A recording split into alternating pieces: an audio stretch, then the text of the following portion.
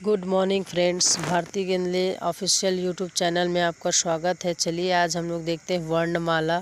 तो वर्णमाला पढ़ने से पहले देख लेते हैं वर्ण। तो भाषा की सबसे छोटी इकाई जिसे हम लोग ध्वनि कहते हैं, तो ध्वनि के जो मूल रूप होता है उसको हम लोग क्या कहते हैं, वर्ण कहते हैं, जिसे और भी भागों में विभाजित नहीं किया जा सकता। उदाहरण देख सकते हैं आप, अ, ई और उ।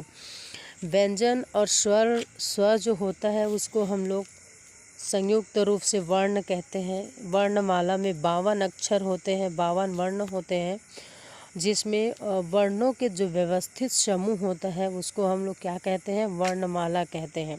तो सबसे पहले देख लेते हैं 52 वर्ण में 11 स्वर होता है, 2 जो है अयोगवाह और 33 व्यंजन होता है और 4 संयुक्त व्यंजन होता है और 2 जो है उच्छिष्ट व्यंजन जिसे हम लोग द्विगुण व्यंजन भी कहते हैं।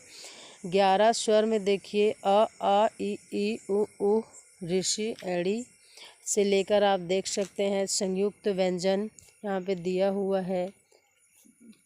उच्छिष्ट व्यंजन 33 व्यंजन को क्रम से देखते हैं हम लोग। क वर्ग, च वर्ग में इसे डिवाइड किया गया है।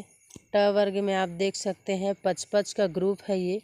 याद करने का ट्रिक, त वर्ग में देख सकते जो अक्षर मैं लिख रही हूँ, और प वर्ग में प, फ, ब, भ, म, है ना।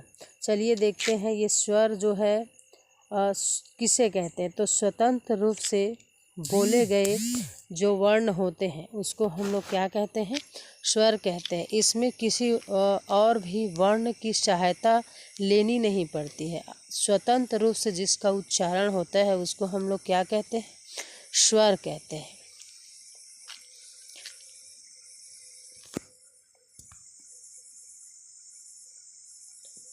वीडियोस अच्छी लगे तो चैनल सब्सक्राइब कर लेवें और अपने फ्रेंड्स के साथ शेयर करें। स्वर का प्रकार देख लेते हैं।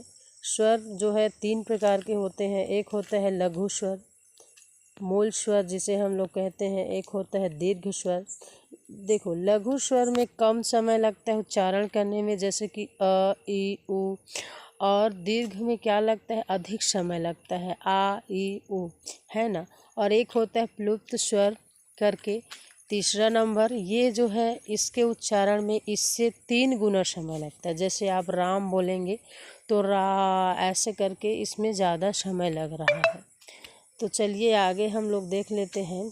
ये जो स्वर है ये जो है उच्चारण के आधार पे इसको बांटा गया था। अब देख लेते हैं जिह्वा के आधार पे इसको 3 भागों में बांटा गया है, जिसमें अग्र स्वर, मध्य स्वर और पश्च स्वर है।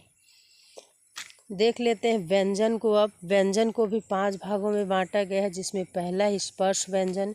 स्पर्श व्यंजन में टोटल 25 है, जिसमें क वर्ग को हम लोग कंठव्य में रखते हैं, क, ख, ग, घ, अंग। छ वर्ग में तालव्य है, जिसका उच्चारण जो है तालु से होता है। फिर मूर्धा में हम लोग देखते हैं ट, ठ, ड, ढ, अड़ा। फिर दंतव्य में है त, थ, द, ध, न। प वर्ग में है जिसे ओष्ठ से जिसका उच्चारण होता है प, फ, ब, भ, म। चलिए आगे हम लोग देख लेते हैं व्यंजन में दूसरा प्रकार अंतस्थ व्यंजन। अंतस्थ व्यंजन में य, र, ल, व आता है। ऊष्म में देखते हैं, ऊष्म में आप जो त, श है 3 प्रकार के उसको ले लेंगे और ह को आप ट्रिक से इसे याद कर सकते हैं। द्विगुण जो व्यंजन है इसमें आप अड़ा और ढक्कन का जो ढ है उसको आप ले सकते हैं। संयुक्त व्यंजन 4 हैं। तो इसमें प्रश्न आता है कि ये जो है किन किन अक्षरों से मिलकर बना है। तो आप जानते होंगे कि मुख्य और एक गौण होता है ना। तो आपको दोनों को याद रखने हैं कि कौन कौन से अक्षर से मिलकर ये जो है वर्ण बने हुए हैं। आप देख सकते हैं यहाँ पे 5 और हैं, जिनमें अड़ा, या, अड़ा, न, म दिया है। इसे नासक्य व्यंजन भी बोलते हैं या पंचम वर्ण भी बोलते हैं। आपको मेरी वीडियोस कैसी लगी कमेंट करके ज़रूर बताएं। देखने के लिए थैंक यू सो मच।